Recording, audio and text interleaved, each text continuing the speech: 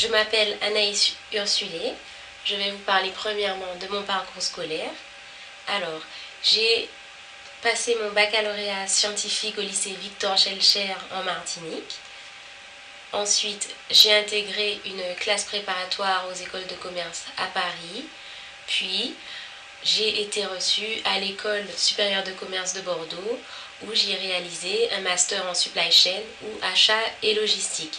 Très vite en école, j'ai choisi de m'orienter vers les achats et la logistique, qui sont pour moi des secteurs passionnants et qui regroupent vraiment des fonctions stratégiques. J'ai toujours été attirée par l'international et j'ai choisi de terminer ma scolarité par un échange universitaire au Brésil, à Sao Paulo.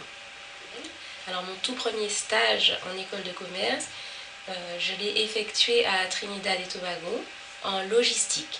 Je travaillais pour une entreprise de secteur maritime qui s'appelle Tropical Shipping. C'était vraiment une immersion première dans le monde de l'entreprise, et le fait d'être à l'étranger était tout à fait intéressant, m'a permis de m'ouvrir l'esprit, d'autant plus que j'étais dans la Caraïbe, qui regroupe vraiment des régions magnifiques. Ensuite, j'ai choisi d'effectuer d'autres stages dans les achats.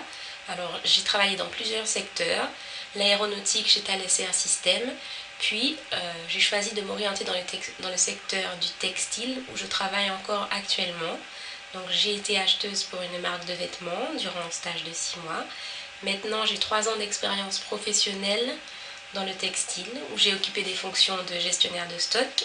Et je suis actuellement gestionnaire de collection pour une marque de vêtements suisse. Mon travail s'articule maintenant entre la Suisse et Paris. Initialement, je ne voulais pas absolument travailler hors de la Martinique. Mais j'ai toujours voulu me donner les moyens de travailler partout dans le monde. Et cela déjà par une bonne pratique des langues étrangères. En effet, je parle 5 langues, le français, l'espagnol, le portugais, l'allemand et bien entendu l'anglais.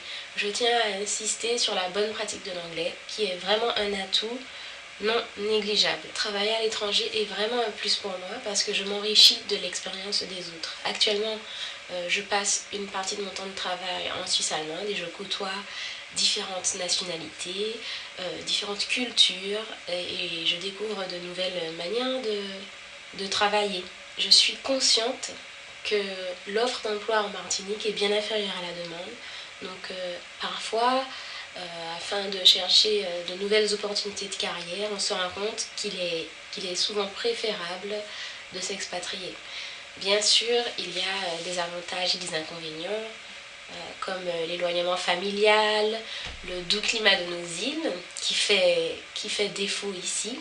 Mais je veux vraiment faire partager l'idée que le monde est aujourd'hui un grand bassin d'emploi où chacun a sa place, chacun peut trouver sa voie et son épanouissement.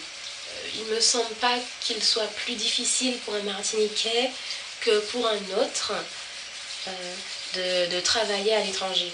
Nous avons tous nos chances, quel que soit notre niveau de qualification, et il y a plusieurs facteurs qui vont rendre notre vie plus agréable, comme l'ouverture vers autrui, le dynamisme, la créativité, la curiosité intellectuelle et le goût d'entreprendre, le goût des projets futurs. Alors, déjà, je me suis fixé des objectifs de carrière, comme me perfectionner actuellement dans mon travail et progresser dans le domaine du textile. Mais je ne suis pas figée sur des destinations et je suis toujours très mobile à l'international. Je crois que j'aimerais beaucoup retourner travailler en Martinique si je trouve une bonne opportunité de carrière et si je peux faire évoluer, progresser les choses et apporter mon expérience à mon pays. Même si je suis ouverte sur plein de destinations, j'ai toujours un petit coup de cœur pour l'Amérique latine, d'où mon expérience d'une année au Brésil, qui est pour moi une région merveilleuse et qui connaît actuellement en plus un développement économique très fort. Donc il y a encore tout à faire. Pour ceux d'entre vous qui hésitent, qui ont des doutes, je vous invite vraiment à tenter l'expérience, ne serait-ce que dans votre parcours d'études. Donc je vais conclure en vous souhaitant bonne chance, en français déjà, puis en anglais good luck, en espagnol buena suerte, en portugais boa sorte, en allemand viel Glück et en créole please fuss. J'aime bien